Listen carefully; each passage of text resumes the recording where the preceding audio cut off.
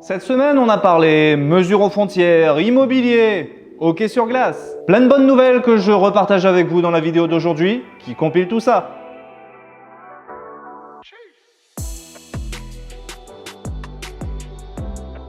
En ce jour de Saint-Valentin, la grande nouvelle, celle qui passe en boucle sur les chaînes d'information depuis ce matin, la voilà. Plus besoin de passeport vaccinal en Ontario à partir du 1er mars. Ceci dit, il faudra encore attendre pour enlever les masques. Bientôt, on pourrait avoir des impôts automatiques au Canada. En effet, les solutions informatiques existent, le CRA a accès aux documents nécessaires, donc pour automatiser tout ça, il n'y a qu'un pas. Mais apparemment, ce n'est pas si simple que ça. Le problème réside dans la complexité du code canadien sur ce sujet-là. Parce qu'il y a, je cite, pas moins de 143 déductions et crédits disponibles pour les particuliers qui entreprennent de faire leur déclaration d'impôt. Apparemment, ce nombre rendrait l'automatisation beaucoup plus complexe. En tout cas, ça vous indique une autre information très importante, je crois. C'est qu'il vaut mieux toujours explorer de votre côté les déductions auxquelles vous pourriez avoir droit. Par exemple, saviez-vous que vous pouviez déduire toutes vos dépenses médicales? Ou qu'en Ontario, certains abonnements à des journaux en ligne vous donnent aussi droit à un crédit d'impôt? Moi, je ne le savais pas avant d'avoir exploré ce site-là. Oui, en ce moment surtout, je vous invite à faire du site du CRA votre lecture du soir. Alors, ce sera loin d'être aussi passionnant que Netflix, mais pensez à l'argent que vous pourriez récupérer si vous faites bien ça. Et vous, dites-moi, qu'est-ce qui vous a surpris en matière d'impôts au Canada? Qu'est-ce que vous trouvez bien? Qu'est-ce que vous trouvez moins bien? Dans les commentaires, racontez-moi tout ça. Tic-toc, tic-toc, tic-toc. Oui, ça, c'est moi qui attends l'annonce au sujet des mesures aux frontières que doit faire cet après-midi le gouvernement du Canada. Ça ne devrait plus tarder, ma foi. Mais il y a des choses qui ont fuité dans la presse déjà. Regardez là. À partir du 28 février, il n'y aura plus besoin de test PCR pour venir au Canada. Hurrah! Mais attendez, il y a un truc écrit en tout petit là. Ah, mon enthousiasme est un petit peu retombé. Parce qu'on n'aura certes plus besoin de PCR, mais il faudra toujours un test négatif pour venir ici. C'est juste que les tests antigènes seront aussi maintenant acceptés pour rentrer au Canada. Ok, c'est juste une demi-victoire. Maintenant, pour venir au Canada, il vous faudra juste présenter à l'embarquement le résultat d'un test antigène, réalisé 24 heures avant le départ. Ne partez pas un lundi alors, parce que les vols pour le Canada partant en général en milieu-fin de matinée, ça va être la course pour avoir vos résultats.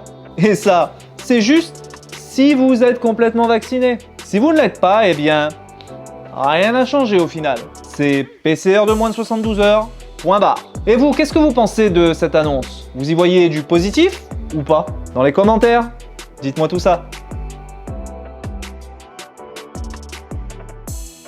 Aujourd'hui, c'est un conseil pratique que j'ai pour vous. Je vous recommande fortement de louer votre logement quand vous arrivez au Canada. Regardez pourquoi. La maison canadienne moyenne vaut aujourd'hui 750 000 $. En ce moment, les prix de l'immobilier ont atteint des sommets historiques. Et depuis que je suis au Canada, j'entends ça quasiment tous les mois.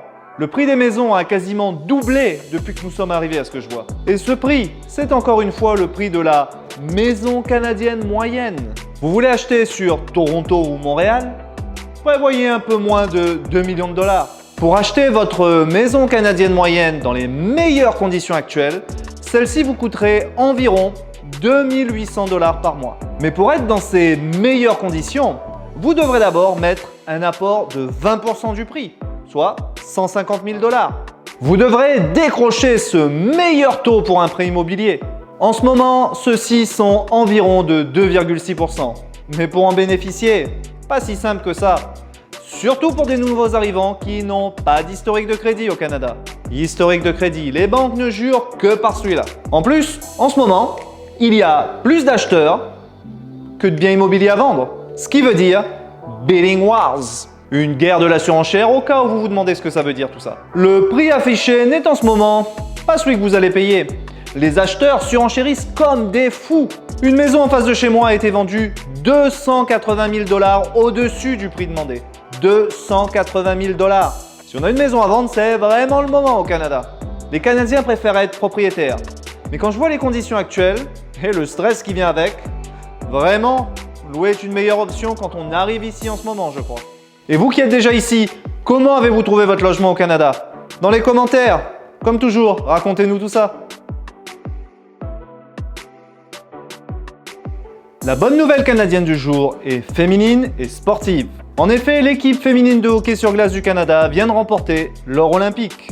Et quand le Canada gagne au hockey, c'est tout le pays qui jubile. Bon, ne vous attendez pas au même type de célébration que vous verrez en France quand les Bleus gagnent le mondial. Les Canadiens sont quand même plus réservés et bien moins expressifs. En plus, il fait moins 30 dehors en ce moment. Ça ne vous incite pas trop à célébrer dans la rue. La victoire est en plus survenue contre les États-Unis. Je crois vous l'avoir déjà dit, mais vu la proximité des deux pays, vous imaginez bien que c'est notre meilleur ennemi. C'était un double whammy, comme on dit ici. La raison pour laquelle le pays entier est en transe quand ce genre de news tombe, c'est que le hockey, c'est une religion ici. Ça aussi, je dois vous l'avoir déjà dit. Mais je vous le répète, parce que vous devez savoir dans quoi vous mettez les pieds en venant ici. Le hockey, les Canadiens tombent dedans quand ils sont petits. Une blague récurrente que vous entendrez certainement, c'est que les enfants savent faire du patin à glace avant de marcher ici. Perso, moi, je ne sais toujours pas en faire, mais j'ai une contre-indication presque médicale. Je suis né sur une île. Allez, sur ce, je vais retourner célébrer car, bien évidemment, quand une équipe nationale de hockey gagne un trophée majeur, eh bien, tout s'arrête dans le pays. Et vous, quel fait intéressant avez-vous découvert sur le hockey en venant ici? Dites-nous tout ça dans les commentaires. J'ai besoin de parfaire mon éducation là-dessus. Nous nous concentrons sur le redémarrage économique du pays et l'immigration est la clé pour cela. Ce n'est pas de moi, mais du ministre de l'Immigration du Canada. Cette semaine, il a dévoilé son plan pour les prochaines années dans ce domaine.